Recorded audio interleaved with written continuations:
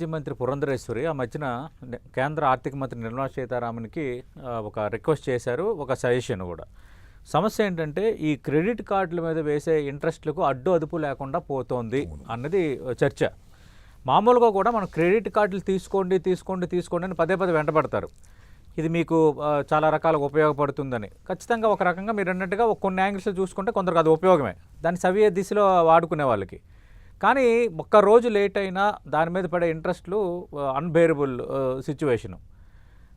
ఆ దిశగా ఏమైనా ఈసారి ప్రస్తావించే అవకాశం ఏమైనా ఉందా బడ్జెట్లో? ఆ దిశగా కొంచెం ఈ క్రెడిట్ కార్డు చెల్లింపులు పైన వేస్తున్న ఇంట్రెస్ట్ల పైన కొంత ఆర్థిక మంత్రి నిర్మలా సీతారామన్ ఏమైనా ఉపశమనం ప్రకటించే ఛాన్స్ ఉందా?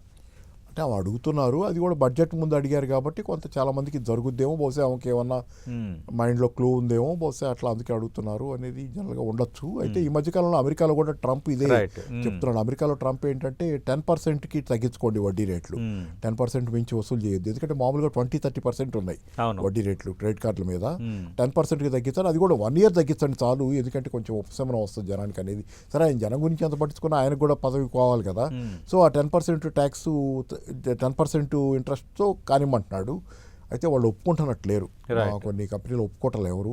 చూద్దాం. అయితే తర్వాత ఇక్కడ భారతదేశంలో ఏంటంటే ఆల్రెడీ జనాలు చాలా అప్పుల పాలై ఉన్నారు సార్. ఒకటి, ఓవరాల్గా ఆదాయాలు తగ్గటం కొంత కారణం. ఆదాయాలు తగ్గటం, ఆదాయాలు లేకపోవటం, ధరలు పెరిగాయి, ఆ స్థాయిలో జీతాలు పెరగలేదు, ఆదాయాలు పెరగలేదు. కొంతమందికి అసలు ఆదాయాలు లేని వాళ్ళు కూడా, అంటే నిరుద్యోగం, ఆటోమేటిక్ దానివల్ల ఏమవుతుందంటే ఖర్చుల కోసం అప్పులు చేయాల్సిన పరిస్థితి. అది కూడా సగటు భారతీయుడి పరిస్థితి. అంటే ఇక్కడ మీకు ఏమవుతుందంటే కొంతమంది తీసుకునే అప్పులు ఇంకో అప్పు తీర్చడానికి తీసుకుంటున్నారు. ఇప్పుడు క్రెడిట్ కార్డు అప్పు తీసుకుంటే, అప్పు అయి ఉంటే కనుక వేరే క్రెడిట్ కార్డు తీసుకొని ఈ అప్పు తీరుస్తున్నారు, దాని మీద డబ్బులు తీసుకొని. ఒక కార్డు మీద తీసుకున్న అప్పులు ఇంకో కార్డులో, అంటే చాలా మంది పరిస్థితి వాళ్ళు నడుస్తుంది ఏంటంటే ఒక అప్పు తీసుకొని ఇంకో అప్పు తీరుస్తున్నారు. అది ఎప్పుడెప్పుడు రొటేషన్ చక్రవర్తి అనే సినిమా వచ్చినట్టుంది, నాకు గుర్తుంది, దాసరి గారు అనుకుంటా అప్పుడు ఆ సినిమా తీసినట్టున్నారు. రొటేషన్ చక్రవర్తి అంటే అప్పులు చేస్తుంటాడు, ఇక్కడ అప్పు చేస్తాడు, ఇది చేస్తానికి ఇంకో చోట అప్పు తెచ్చి తీరుస్తాడు. ఈ సైకిల్ జనాల్లో ఇప్పుడు భారీగా ఉంది. దాంతోపాటు ఇతరత్ర చాలా ఉన్నాయి అనుకోండి. కానీ ఏదేమైనా కానీ అంటే ఇక్కడ ఏంటంటే ఒకటి, జనాల సమస్యలు పెరిగినాయి, దాంతోపాటుగా ఓవరాల్గా జనాల మనస్తత్వంలో కూడా మార్పు వచ్చింది. జనాల మనస్తత్వంలో మార్పు ఏంటంటే వాళ్ళు చేస్తున్నటువంటి బర్త్డే పార్టీలు వీళ్ళు చేస్తున్నాయి చాలా పెద్ద ఎత్తున, చాలా అంటే హడావిడి చేస్తున్నారు. ఒక మనిషి బర్త్, పిల్లాడి, పెద్దోళ్ళవి కూడా చేసుకుంటున్నారు. అలాగే హడావిడిగా చేస్తున్నారు, చాలా ఎక్స్పెండిచర్. పెళ్ళిళ్ళు కూడా అలా చాలా పోస్ట్ మ్యారేజెస్ పెరిగిపోయినాయి. చాలా అవకాశం దొరికిన ప్రతి సందర్భానికి ఒక ఫంక్షన్ చేస్తున్నారు, వాళ్ళకు ఒక పేరు పెట్టి ఏదో ఫంక్షన్ చేస్తున్నారు. ఈ రకమైన ఖర్చులు పెంచారు. అలాగే వినిమయ వస్తువులు విపరీతంగా కొంటున్నారు, వాళ్ళకి అవసరమా లేదా చూసుకోకుండా విపరీతంగా కొంటున్నారు. ఆ కొనుగోళ్ళు అన్నీ అక్యుములేట్ అయిపోయి అప్పుల పాలవుతున్నారు. ఈ కన్జ్యూమర్ సంస్కృతి హాలీవుడ్ దింపింది భారతదేశంలో, అమెరికన్ ఇదంతా భారతదేశానికి వచ్చింది, క్రెడిట్ కార్డు మీద అప్పులు చేసుకుంటాం అని. కానీ ఆదాయాలు కనపడే మార్గంగా ఉంటాయి, ఆదాయాలు ఇంకా వస్తాయని కూడా భవిష్యత్తులో లేని పరిస్థితి వస్తుంది ఇప్పుడు కొన్నాళ్ళ తర్వాత. సో ఇట్లాంటి పరిస్థితి మీరు అన్నట్టుగా ట్రంప్ క్రెడిట్ కార్డుల మీద రుణాలని 10% తగ్గించుకోమని అక్కడ చెప్తున్నారు. ఇక్కడ కూడా ఒక డిమాండ్ వస్తుంది.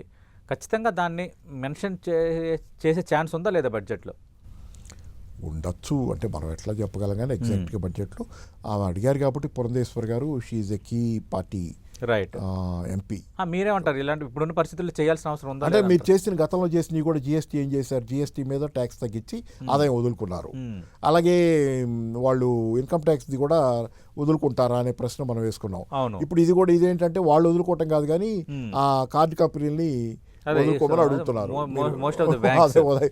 అడగటానికి అడగచ్చు, అడిగేది ప్రపోజల్ పెట్టేది, దాని మీద చేత అయితే చట్టం చేసి నియంత్రణ పెట్టగలిగితే మరీ మంచిది.